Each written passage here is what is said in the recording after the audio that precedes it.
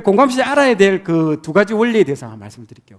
감정 형용사를 여러분들 많이 사용해야 됩니다. 그리고 감정에는 윤리가 없다라는 것들. 이거 하나씩 내가 설명을 해드리도록 하겠습니다. 여러분들 그 감정 형용사를 여러분들 얼마나 많이 알고 있습니까? 여러분 보통 보면 감정 형용사는 몇 개 못 씁니다. 특히 남자들은 너무 못 써요. 나 화났다. 그만해라. 아니면 그런 말도 안 해. 딱 노래 보는 거 하나로 그냥 뭐 오금이절에 그런 얘기를 못 하는 거예요. 감정에 대해서 묘사를 할 줄 모릅니다. 와, 후련하다. 너무 신난다. 너무 안타깝다. 이런 감정 형용사들 있잖아요. 그런 것들을 많이 알고 있는 게 좋습니다. 그걸 많이 알고 있으면 누가 뭔 얘기하면 그 중에 하나 꺼내가지고 탁 얘기해주면 그 사람이 그 얘기 듣고 뻥 뚫리는 느낌이 나는 거예요. 그게 감정 형용사입니다. 고루타분한 거 말고요. 좋겠네. 이런 말 하지 말고 좀 특별한 그 있잖아요. 거기에 정말 맞는 적확한 단어들 있잖아요. 아, 오늘 토요일이다 하면 야, 네가 후련하겠구나. 이런 식으로 얘기해야지. 시끄러워. 공부해야지 이제. 그러니까 뭔가 감정 형용사를 갖다가 많이 쓰는 게 좋습니다. 직장 내에서도. 그러면 그게 딱 적합한 말이 딱 터치가 되면요. 그 사람 마음이 너무 좋아요. 그 사람을 다시 보게 됩니다. 감정 형용사가요. 근데 감성 지수가 낮은 사람일수록 특히 아빠들 그런 거 모르는 거죠.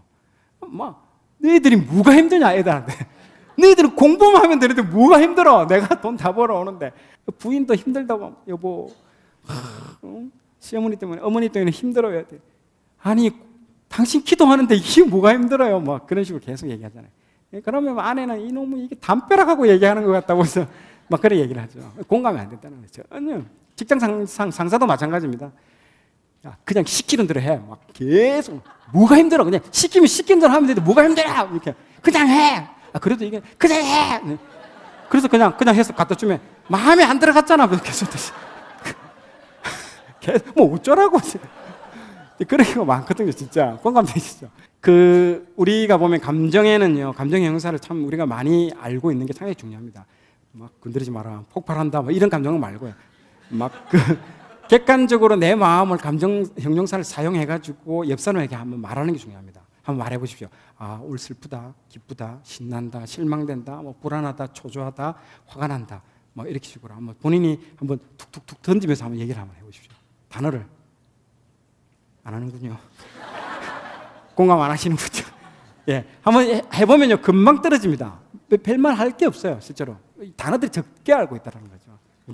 그러니까 우리의 내 마음을, 내 감정을 표현해 주는 게 있어서 굉장히 빈약합니다. 그러니까 공감을 못 해주는 게 많거든요. 이게 개발되는 게 중요합니다. 독특한 용어들로, 언어들로 많이 해놓으면요 굉장히 좋습니다. 또 있습니다. 윤리나 도덕을 감정에 여러분 붙이지 말아야 됩니다. 여러분들이 이 감정 형용사를 사용할 때는요 절대로 윤리나 도덕을 여러분 붙이면 안 됩니다. 공자가 죽어야 한국이 산다 그런 책도 있잖아요. 이 유교주의 문화 때문에 온통 도덕과 윤리 여기에다 사람을 그냥 족쇄로 이렇게 만들어요. 숨 막힐 정도입니다. 모든 감정들. 셀장님 저 슬퍼요. 슬픈 건 나쁜 겁니다. 그런 것들. 이런 것들이거든요. 엄마 나 실망이 돼. 실망하는 건 못 써. 계속 이런 것들. 엄마 화가 나. 누가 화를 내? 화내면 안 돼. 이런 것들이 그게 윤리와 도덕을 잣대를 갖다 대는 거거든요. 감정에다가 윤리를 붙이면요 굉장히 이게 나중에 심각한 문제가 발생합니다. 그래서 이 직장 상사들이 감정 표현을 못하고 무뚝뚝한 사람들이 대부분 여기서 어린 시절 다 경험한 사람이 많습니다. 그럴 때 솔직히 사실은 화난다는 것은요 지극히 자연스러운 우리의 감정입니다. 내 감정이거든요. 화내는 건 나쁜 거야 이러면 화를 꾹 누르거나 화내는 것이 내가 나쁘다라는 2차, 3차의 감정이 나옵니다. 조금 어려운 말이지만 2차, 3차의 감정이 딱 생기게 되는 거죠. 그러면서 예를 들면서 이 생각이 있어요. 만약에 아빠가 술을 드시고 와가지고 막 술주정을 하는 사람들 있잖아요.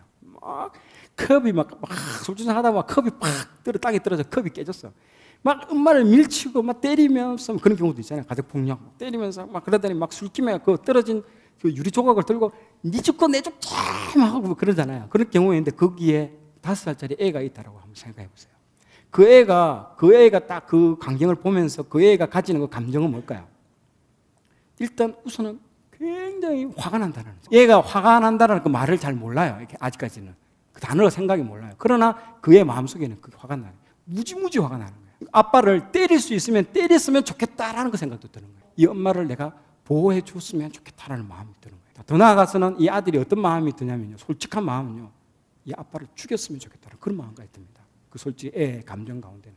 그러면 만약에 어머니가 이런 공감 능력을 가지신 분이라면 아빠가 술 주정한 후에 나중에 막 이렇게 하다가 나중에 또 이제 끝나고 나면 또 자잖아요. 그러니까 자면 그때 아들이 와가지고 엄마 아빠가 미워 이러면서 나 아빠가 죽었으면 좋겠어. 이씨 아빠 죽었으면 좋겠어. 이렇게 말할 때 거기에 도덕이나 윤리를 절대로 붙이면 안 돼요.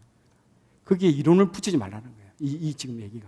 감정을 어떻게 받아낸다? 감정을 감정으로만 받아들이면 됩니다. 공감 능력이 있는 엄마들은 이렇게 하죠. 아이고 네가 아빠 때문에 화가 많이 나는구나 라고 얘기를 이렇게 다독거려 주는 거예요. 아빠가 미운가 보구나. 그 친구의 마음을 읽어주는 겁니다. 이렇게. 엄마도 아빠가 미울 때가 있다. 미워하는 거, 화나는 것은 나쁜 것이 절대 아닙니다. 네. 그래서 자연스러운 감정입니다. 그걸 그대로 받아주면 되는 겁니다. 그랬을 때 막 그 엄마하고 애가 막 같이 부둥켜 안고 울고 막 울면요, 여러분들 감성이 굉장히 풍성해집니다. 풍부해지고요. 그래서 울면 치유가 일어나거든요. 그 울음에는 굉장히 그 특별한 약이 들어 있습니다. 특히 우리의 마음을 치유해주는 그런 것들이 많이 들어 있어요. 슬플 때는요, 막 울어야 됩니다. 그래야 사람이 자연스러운 사람이 됩니다. 여러분들 안 울고 막 감정이 막 메마른 사람 보면요, 굉장히 부자연스럽습니다. 특히 직장 상사들 같이 울면서 아빠 미워 하면서 뭐 엄마도 아빠 믿지만 그래도 우리가 아빠가 술을 드셨어 그런 거니까 우리가 아빠 위해서 기도하자, 아빠 술 끊게 하면서 막 이렇게 다루어지면요, 애가 감성 지수가 굉장히 높아집니다. 그러면서 건강한 어른이 되는 거예요.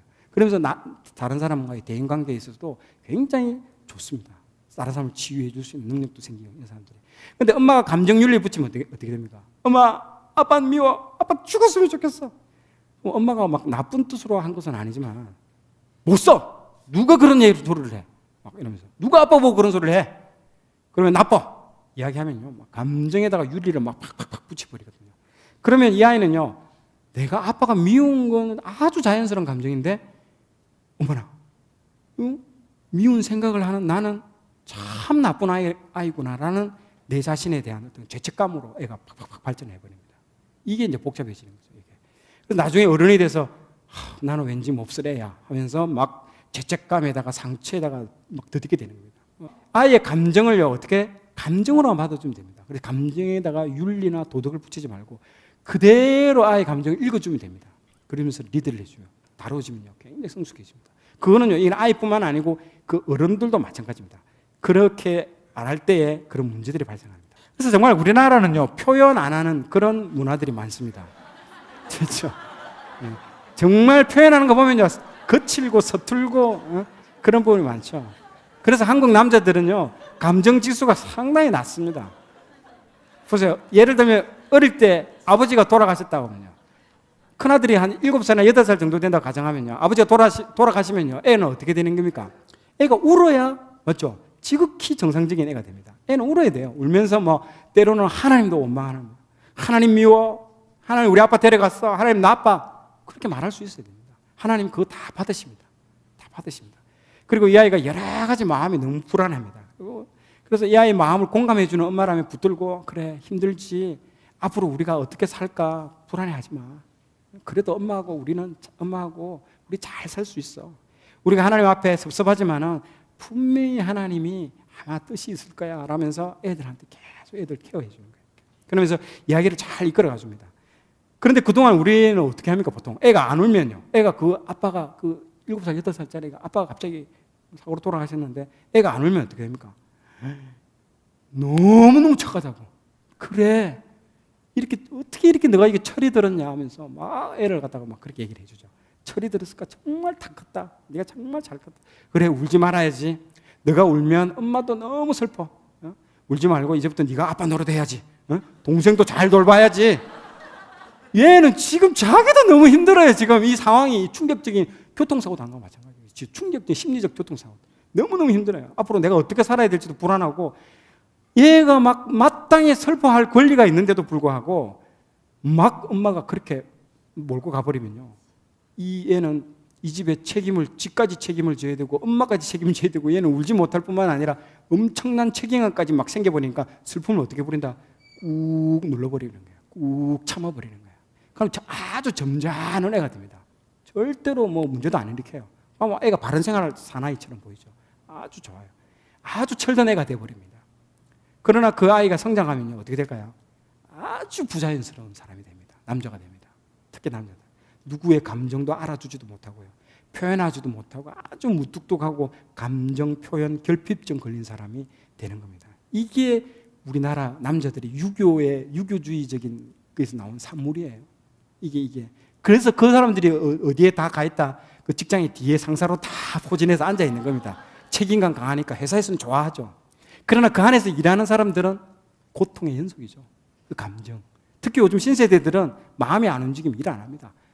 충돌이 일어납니다, 지금. 아마 요즘처럼 이렇게 어렵고 이럴 때는요, 그 심리적 갈등들이 최고조로 달하고 있을 거예요, 아마. 이런 것들 이해를 하셔야 됩니다. 그 사람들이 그럴 수밖에 없다라는 것들. 그런 과거의 그런 분들, 저는 그런 거 유심히 많이 보거든요. 책임감을 많이 가지고 살았구나. 꾹 감정을 누르고. 특히 주변에 그래 하거든요. 아이고, 네가 철들었다. 능력 있는 직장인들의 특성을 한마디로 말하면요, 공감 능력입니다. 정말 공감을 잘합니다. 여러분들 승진시켜주고 성과급 많이 주고 막 부하 직원들 마음 몰라줄 때 직원들이 정서에는 막 상관하지 않을 때 그 직원은 상처받고 그 직원들의 그 정서는 황폐화 되어버립니다. 돈이 전부 아닙니다, 절대로. 직장에서 면담하다 보면요, 돈보다도 안정적인 그 직장 환경을 선호하는 사람들이 꽤 많습니다. 근데 막 회사는 막 성과급 막 어떤 사람한테 1,000만 원 주고 막 이렇게 하면요, 1,000만 원 개인이 받아. 주변에서 이 사람 안 도와줍니다, 회사가. 막 그러면 이 회사는 힘들어가 나가버리는 거예요. 이 사람이 원했던 거는 이 안정적인 직장에서 행복한 동료들하고 일하는 게 이 사람이 원했던 건데 회사가 공감을 못 해주니까 돈을 많이 주면 좋아하는 줄 알고 돈을 줘버리는 거예요. 이 완전히 공감이 안 되면 회사가 나가버리는 거예요. 이 친구는 좋은 인재를 잃어버리는 거예요. 회사 나름대로 이 공감이에요. 이게 막 이 직원을 스타로 만들어주고 막 성과고 팍팍 주면 좋을 거라 생각하는데 완전히 공감을 못하는 거죠, 회사도. 그러니까 여러분들 직장은 지금 어떻습니까? 대부분 상사라면요, 우리의 마음을 반응해주고 따스하게 공감해주는 그런 상사 있습니까? 공감을 잘하는 상사들은 그런 사람이 있습니다. 아니면 부하 직원의 마음하고는 전혀 상관없이만 내가 원하는 목적을 향해서 그냥 직원들을 질질 끌고 가는 상사들이 많이 있죠. 올해 목표 달성, 전도 몇 명, 막 그렇게 막 몇 명 정도 해야 된다, 막 우리 셀 막 동역자 몇 명 세워야 돼, 막 이러면서 막 끌고 가는 사람들이 있거든요. 돌아보고 직원들을 잘 봐야 됩니다. 그 마음을 보고 읽어야 됩니다. 그게 넘어지는 사람이 없는지, 무엇 때문에 힘들어하는지, 그것들을 보고 안 그러면요, 그 사람들의 그 마음, 인격이 황폐해집니다. 그래서 함께 일하고 싶지 않은 거예요. 그게 상당히 중요합니다.